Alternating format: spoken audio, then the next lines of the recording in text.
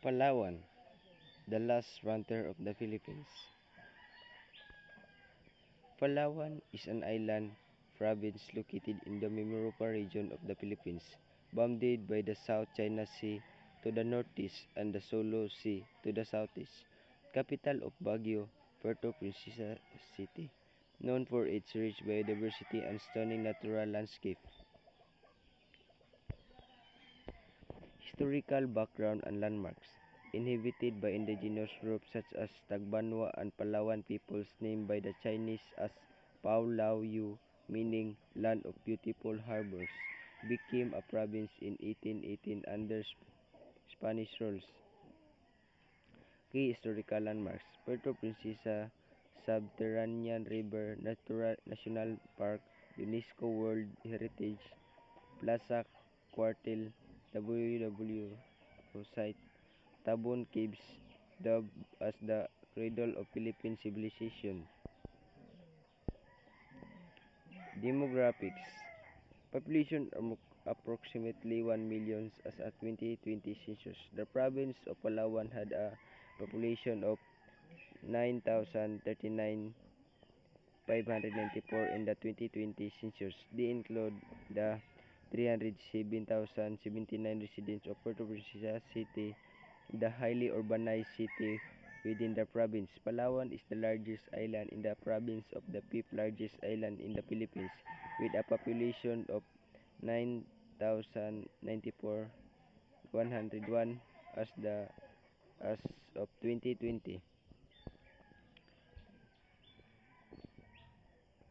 Major ethnic groups: Cuyonon, Tagbanwa, Batak, Palawan, migrants from Visayas and Luzon. Language dialect: Kayungon widely spoken, Tagalog, Hiligaynon, Palawan, English in education and government. In the source of livelihood in the Palawan: farming, rice, coconut, corn, fishing and aquaculture. Tourism: major source of income, mining, nickel and chromite, handicrafts and native products. And now let's proceed to the beautiful spots in Palawan. El Nido, a municipality in northern Palawan, Philippines, is a farm for its dramatic limestone cliffs, pristine beaches, and crystal clear water. They are known for stunning lagoons, especially a big and a small lagoons, and for the 45 islands and islets that make up the Bacolod archipelago. Island hopping tours are a popular way to explore the area by various attractions. Another spots in Palawan. Coron. Palawan is renowned for both its shipwrecks and kayangan. Lake Coron Bay features 20 sunken Japanese ships from World War II, offering unique wreck driving experience. Kayangan Lake is a stunning freshwater lake with crystal clear water, ideal for swimming, snorkeling, and photography. Another spots in Palawan, the Tubataha Reef Marine Park covers 96,828 including the north and south atolls of the GC Bisley Reef. It is a unique example of an atoll reef in the very high density of marine species. The north islet serving as nesting site for birds and marine turtles.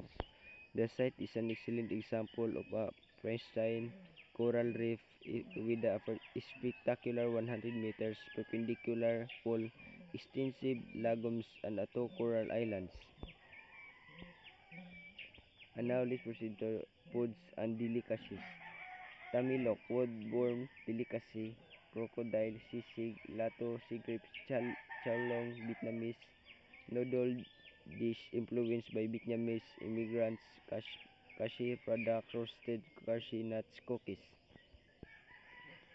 Food and festivals. There are two festivals. Kulambo festivals, Batarasa celebrate mosquito nets as a symbol of health.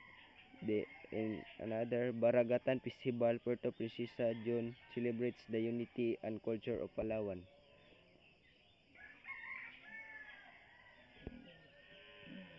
And that's all. Thank you.